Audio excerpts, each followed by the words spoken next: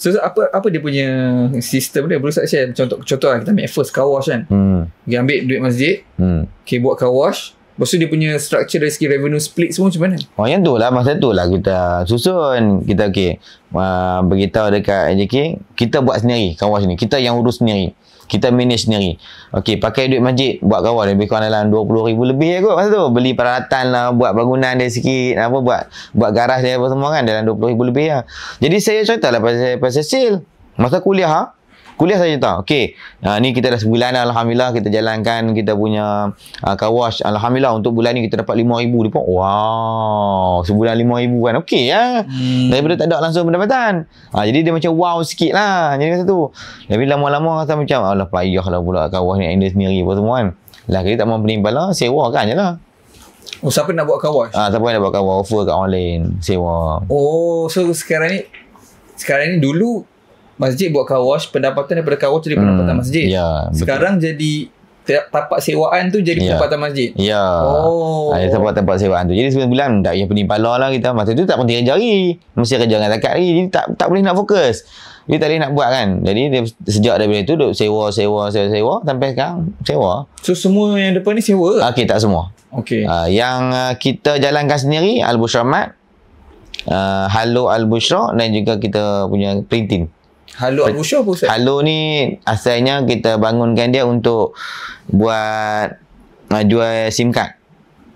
Okey. Jual SIM card ya, maksudnya kalau orang pakai SIM card kita akan dapat pendapatan tetap bulan-bulan. Macam tu lebih kurang lagu tu lah kan. Jadi orang top up apa semua kita dapat lah income tu, masjid dapat income. Jadi nampak macam dengan tak karan sangat Ya, ada pakai situ lagi. Zaman ni ada pakai lagi. Mana? Yang Halo tu? Ada lagi SIM card tu, ada lagi orang pakai lagi. Zaman sekarang ni? Oh ya?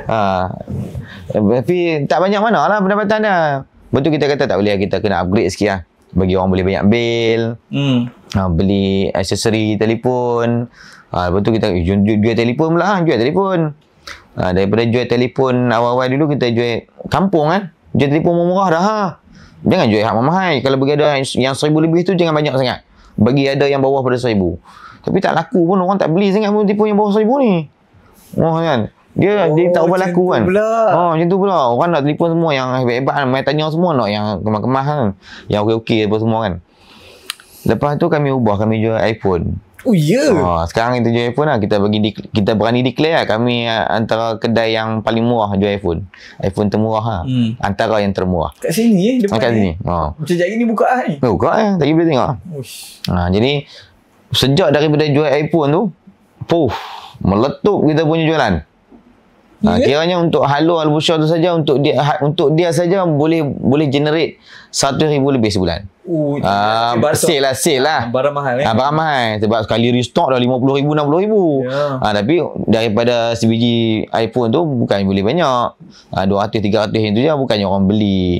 Macam dengan beli makanan. IPhone kan sehari 20 biji je. Tapi maksudnya dia boleh generate sale macam tu. Tapi okey lah. Gaji boleh bayar. Ada lepas punya sale lepas sendiri. Kejap, okay, ini interesting. Apa yang membuatkan orang nak beli handphone kat sini? Antaranya yang kita jual harga murah. Lepas tu promosi yang kita buat. Tak, maksudnya tempat ni bukan cerita orang cari handphone kan? Tak. Dan macam mindset Ustaz? Kita iklan je lah. Oh ya? Kerja kita buat video iklan je lah. Kami jual telefon yang paling murah. Masjid Bushra? Masjid Bushra. Dia orang main cari ya. Orang jauh semua cari. Ya? Kadang-kadang orang main melawat lah apa semua. Ada juga kadang-kadang teracun beli juga. Memang dia standby nak ditipu nak kot. Dia kata, dah Ustaz cerita kata telefon kat sini murah, dia beli je. Itu. Satu lagi apa ni? Mat, Telco? Mat Telco. Mat antara yang paling dahsyat lah sale lah. Kita pernah buat 3 juta setahun. Daripada Mat kecil kan untung? Mat dia kecil, margin dia kecil. Sebab kita ambil komisionnya. Tapi Alhamdulillah lah. Sebenarnya daripada situ, bukan saja dia boleh bantu untuk department punya bisnes, tapi dia bantu 200 keluarga yang letakkan makanan dalam tu. Oh, maksudnya orang tempatan punya produk? Orang tempatan punya produk. Nanti boleh tengok. Semua produk orang tempatan. Tak semua lah. Ada juga kena yang produk yang luar ni, orang nak ni kan ada juga. Tapi kebanyakan, boleh kata 90% adalah produk orang kita. Oh, orang Sungai Burbuk? Bukan Sungai Burbuk. Orang karya dan juga luar. Itu kan tak kisahlah, kita offer pun dah nak kedai lah. Siapa nak letak makanan, main letak. Kita ambil commission je. Kita ambil commission je. Ya, adakah kedai yang macam tu perlukan pengiklanan juga? Tak perlu. Kena viral juga lah. Saya lah buat video. Kena juga promote dulu. Kita ada bersyamat apa yang ada kat ni, makanan apa kena tunjuk juga, makan apa semua. Macam tu ya. Sampai sekarang kena buat iklan? Sampai sekarang, tapi sekarang taklah kata kena kerap sangat. Dah automate sikit lah. Dia kebanyakan semua kita punya bisnes hampir dah auto run lah. Tapi kadang-kadang macam dengan nak push, kita kena buat video lah. Yang satu lagi ni, apa tadi satu lagi? 3? Percetakan.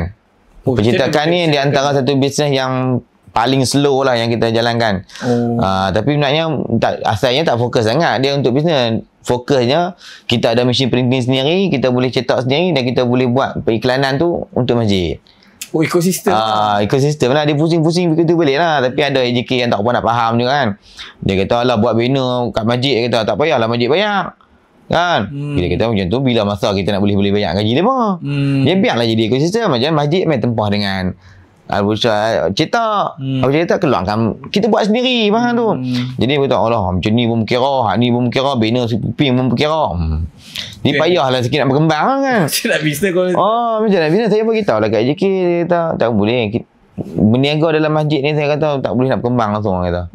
Semua nak free, semua nak murah kata. Orang nak macam tu. Lah ni kami ada kedai percetakan dekat luar. Baru je dalam sebulan, 2 bulan itulah. Jenama yang sama. Jenama yang sama, ABH. Al-Bushra Holding Cetak, lebih kurang gitu kot. Nama dia kan. Kita buat kat luar supaya kita boleh tarik orang luar dan kita boleh jalan bisnes dengan selesa lah dekat luar. Tapi macam, kenapa masjid perlukan banyak source of income macam ni? Sebenarnya antara yang saya punya strategi dia, kita tak boleh nak mengharap sampai bila-bila orang boleh bagi infak. Sebab lah ni gaji staff kita semua daripada infak orang ramai. Yang gaji-gaji staff ni orang bagi infak, dari itulah kita bayar gaji dia pun. Jadi kalau kata contoh saya tak ada dah kan, orang dah mungkin ada orang yang main sebab saya duk viralkan masjid ni apa semua, tak viral dah, tiba-tiba masjid ni tak viral dah, tak ada benda dah boleh ni. Nasib macam mana anak-anak kita yang bekerja kat sini, confirm tak boleh nak dapat gaji, dia pun kena berhenti. Sebab tu saya nak bangunkan bisnes dalam masjid ni. Saya nak bagi bisnes jadi betul-betul. Saya nak supaya bisnes ni yang banyak gaji. Kita tak perlu dah orang yang main infak dekat masjid, fully kita boleh guna duit infak ni pun untuk buat program masjid. Tapi lah ni kena bergantung lagi dengan duit tu. Jadi biarlah kita not grow. Tapi itulah masalah dia. Bila buat bisnes dalam masjid, tak boleh. Kena kesian banyak. Sewa kena murah-murah masjid. Masjid kena tolong orang. Sewa kena murah. Kami sewa store kami sebulan 350 ya. Sebulan. Api ayak tak kena bayar. Sewa apa store? Stall dalam food court kita. Satu stall 350? Api tak kena bayar. Ayak tak kena bayar. Free main berniaga je. 350. Kalau kata kita sewa-sewa kedai-kedai kita, premis kita semua bawah harga lagi. Ada yang 500 satu kedai. Api ayak tak masuk. Api ayak tak payah bayar. Jadi dia kena kesian ke orang banyak. Bila naikkan harga daripada awal dulu, saya sewakan RM50 je. Dengan harapan kata apa kita boleh tolong. Yang penting apa orang berniaga je. Tapi itulah mindset orang berniaga. Hari ni sakan orang berniaga boleh RM100. Itu tak main lah. Sewa RM50 je sebulan. Patutlah. Lepas tu kita naikkan sewa Salim langsung lah. Masjid dah lari matlamat dah. Dulu masjid kata nak tolong orang, lah sewa naik sikit yang masa tu, naik 200 naik 200 betul, kelima kita naik memang pergi kampung lah. Kan hampa nak kata apa-apa, kalau hampa nak berniaga. Jadi kita ajar lah, betul kita ustaz pandai lah cakap lah, ustaz tak berniaga, ustaz main duduk kat sini, tak tahu lah. Saya buka, saya sewa sendiri dengan masjid sebulan 1,000. Saya yang letakkan harga sewa tu. Masjid cadang kat saya syurat. Okey. Lah ni ada satu kedai, jawatan kuasa cadangkan supaya ustaz yang ambil kedai tu. Depa nak saya yang berniaga. Daripada saya berniaga tepi jalan, lebih baik ustaz main berniaga kat masjid terus. Boleh tarik orang main masjid kan, tengah viral masa tu kan, saya berniaga tepi jalan apa semua, ustaz ubah crowd tu main kat masjid. Ustaz berniaga kat masjid. Masa tu tolong lah dapat kedai saya tu. Jadi saya berniaga kat situ. Masa tu saya berniaga dekat situ dan kemudian saya bincang dengan JK. Saya kata lah ni kita bincang pasal harga sewa. Saya tak mau saya duduk saya nak sewa masjid. Jadi berapa harga sewa? Jadi masjid semua bincang. AJK buat keputusan. Saya tak mau buat keputusan. Saya kata, kalau saya buat keputusan lagi jadi bias. Jadi biar AJK yang buat keputusan. Saya duduk diam je. Saya dengar je. AJK kita okey, kita dah buat keputusan dah. Ada yang letak harga 2,000, ada yang letak harga 850, ada yang letak harga 500. Okey. Dah lah, dah imam sendiri je pun. Lepas kata, okey, lalu kita buat keputusan 500 sudah sebulan. Saya kata tak. Kata, saya bayar dekat masjid 850 sebulan. Sampailah sikit lagi, saya naikkan harga 1,000. Vanilla ni. Saya kata saya yang nak bayar harga 1,000. Bukan AJK yang minta. Jadi saya bentuk syarat. Saya kata okey, saya tak mau bagi jadi nampak benda ni konflik interest sangat. Lagi nampak ni sangat. Saya yang meletakkan sewa. Macam mana saya boleh bayar. Sampai sekarang. Sampai sekarang. Hari-hari buka? Hari-hari buka. Jadi saya tunjuk pula dekat game menega tu. Kalau hampa kata, hampa menega kan tak boleh dia terang mana. Saya menega, saya ada 12 orang staff dalam kedai ni. Yang saya punya overhead saya lebih tinggi daripada hampa. Tapi saya boleh menega. Kalau kata hampa tak boleh menega, tak tahulah macam mana. Okay, kejap guys. Assalamualaikum. So, aku ada big announcement sebenarnya untuk korang. So, aku actually dah berpartner dengan Public Gold sebagai diorang punya authorized dealer guys. Okay, kenapa aku buat macam ni? So, kalau kau tengok podcast ni dah lama, kau tahu aku selalu ambil berat, especially tentang finance dan juga investment dan sebagainya. Dan aku dah lama dah invest dalam emas. So, aku nak invite korang untuk invest dalam emas sekali. Sebab kalau korang tak tahu, emas adalah salah satu cara untuk kita preserve nilai duit kita yang paling efektif. Macam tahun lepas sahaja, emas naik 40% guys. Okay, almost 40%. Put into perspective, kalau korang invest dalam financial instrument yang lain macam ASB ke Pelasia, macam apa 5 ke 6% macam tu je lebih kurang. So, dengan gold 40%. Dan dengan apa yang jadi dengan dunia sekarang ni, dengan segala konflik di antara negara dan sebagainya, emas akan lebih mencarat naik. Tak pernah lagi dalam sejarah, tahun ke tahun emas menurun. Tak pernah lagi guys. Okay. So, aku nak buat giveaway guys. Aku nak bagi 0.25 gram. Kau boleh tengok apa yang aku pegang kat sini. So, ni dia guys. Okay. So, ni dia guys. 0.25 gram of official collaboration Public Gold dan juga kartun Inside Out korang ingat. So, ni korang boleh collect and sebab ni korang boleh buat collection juga kalau korang nak. Dan siapa yang akan dapat 0.25 gram ni kepada investor yang bertuah. Sepanjang bulan Julai ni, aku akan run this giveaway. Satu orang akan memenangi 0.25 gram dengan syarat korang invest dalam emas hanya RM100 sahaja. Add on, aku akan bagi 10 lagi pemenang bertuah yang akan memenangi buku investment emas oleh Hafizul Hakim ni untuk korang dapat belajar lebih mendalam tentang emas. Dan kenapa? Daripada dulu lagi mak-mak nenek-nenek kita suruh invest dalam emas. Inilah dia guys, sistem simpanan yang tak akan pernah bocor dan ada nilai sebenar. So, aku nak invite korang semua join Team Emas UCAS. Sebab aku percaya yang pertama sekali, simpanan emas ni bukan untuk orang kaya je.